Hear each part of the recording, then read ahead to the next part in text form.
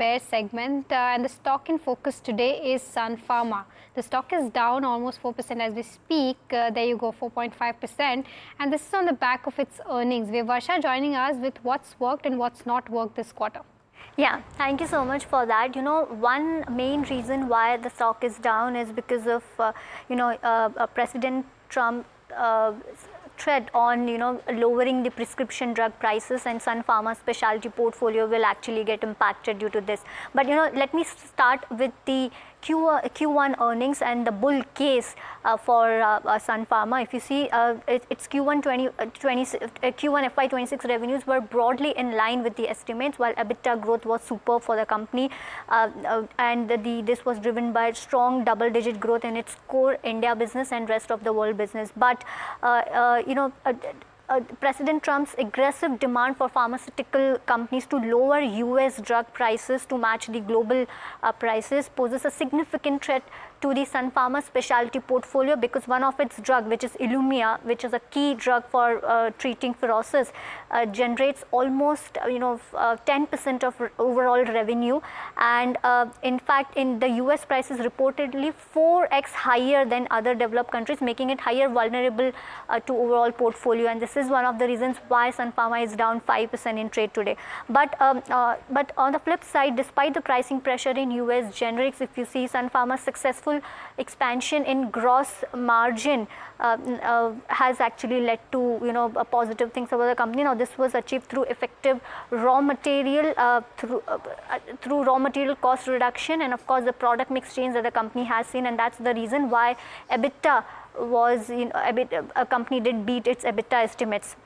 But if Trump demands for price parity are enforced, the lowering of Ilumya's US prices will hugely impact Sun Pharma's earnings, and because this Ilumya contributes almost 50% to the specialty portfolio of Sun Pharma, and this is a very big threat when it comes to overall specialty portfolio, because specialty portfolio is the next leg of growth when it comes to Sun Pharma.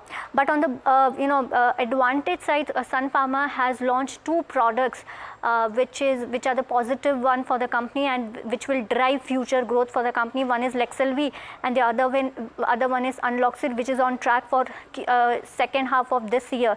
And this new specialty products are expected to ramp up commercially and will significantly aid net profits for the company.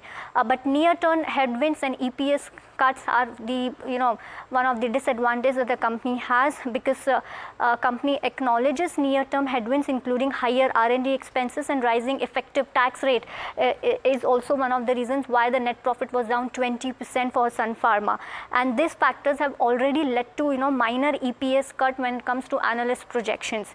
But a company do have strong long-term growth drivers and the strategic focus when it comes to their US portfolio, their specialty business, and overall portfolio that the company has on the back of the two specialty products that the company has launched, and of course the inorganic expansion that the company is doing. And lastly, the tariff, the uncertainty in tariff is the bear case that the company has because of the 25 to 30% of portfolio of Sun Pharma, which is concentrated on the US business. But on to that, in fact we spoke to CFO of the company, Jayashree Sadgopan, about the company's outlook when it comes to FY26 and 27. Do listen in.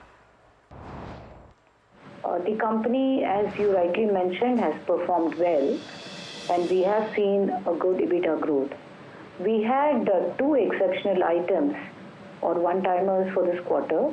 One is relating to SCD-044. The trials were done and the product has been discontinued. The other one relates to GXMDL, which is a case that has been going on for many years in the past, and the company has reached on settlement, which was about $200 million. Net of the provisions that had been earlier considered in the books, we had to take a one-time accounting for both these exceptional items. So a one-time hit is what they're talking about, but clearly the street has reacted negatively. My question is the worst over?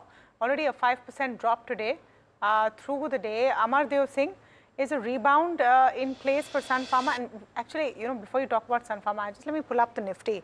And in the last 20 minutes, the deepening of the red on the Nifty is something that we should address.